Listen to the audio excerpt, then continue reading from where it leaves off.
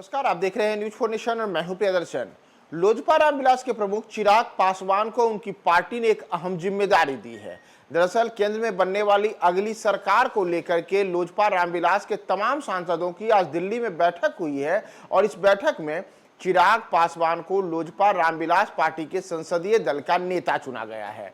दरअसल आपको ज्ञात है कि बिहार में जो इस बार संसदीय चुनाव में रिजल्ट आए हैं, उस रिजल्ट में लोजपा रामविलास ने 5 सीटों पर चुनाव लड़ा था और पांचों की पांचों सीटों पर जीत हासिल करने में लोजपा के तमाम उम्मीदवार सफल रहे थे। दरअसल चिराग पासवान ने खुद हाजीपुर सीट से जीत हासिल की है। वहीं इसके अतिरिक्त उनकी पार्टी की ओर से जमुई, समस्तीपुर, खगड़िया और वैशाली, इन चारों सीटों पर भी जीत हासिल की है। यानी कि बिहार में 5 संसदीय सीटों पर लोजपा रामविलास के उम्मीदवार सफल रहे और जिन 5 सीटों पर पार्टी ने चुनाव लड़ा, तमाम सीटों पर उनके उम्मीदवारों ने सफलता हासिल की है। तो आज लोजपा रामविलास के तमाम सांसदों ने दिल्ली में चिराग पासवान के साथ बैठक की और 5 सांसदों ने सर्वसम्मति से चिराग पासवान को अपनी पार्टी के लिए संसदीय दल का नेता चुना और अब चिराग पासवान पर यह अहम जिम्मेदारी सौंपी गई है कि वह पार्टी से संबंधित तमाम फैसले लेंगे और संसदीय दल के नेता होने के कारण लोकसभा में जो भी पार्टी की ओर से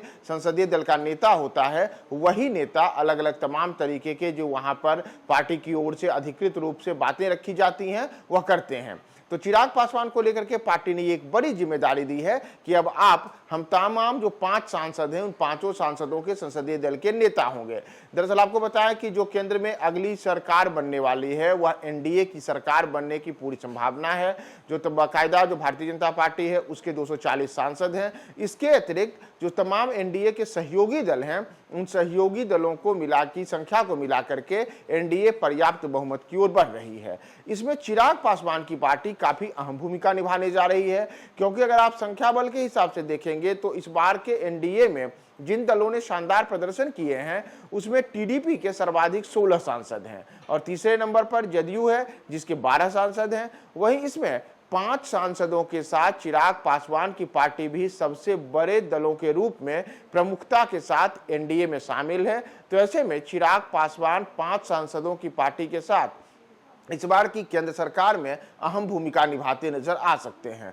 तो अब एनडीए की भी जो संसदीय दल की बैठक होनी है, उस बैठक में चिराग पासवान अपनी पार्टी की ओर से अधिकृत संसदीय दल के नेता के तौर पर वहां पहुंच करके और तमाम तरीके के जो दल के फैसले होंगे, उस फैसले पर वहां पर सहमति प्रदान करेंगे। और माना जा रहा है कि इस बार जो केंद्र में अगली सरकार का गठन होने जा रहा है, उसमें चिराग पासवान को मंत्री बनाने को लेकर के भी बड़ा निर्णय लिया जा सकता है और इन्हें कोई खास मंत्रालय मिल सकता है। तो चिराग पासवान को फिलहाल उनकी पार्टी ने जहां संसदीय दल का नेता बनाया है, वहीं आगे उन्हें और कौन सी नई जिम्मेदारियां बनती है, हम आपको तमाम अपडेट्स बताएंगे। बने रहे न्यूज 4 नेशन के साथ।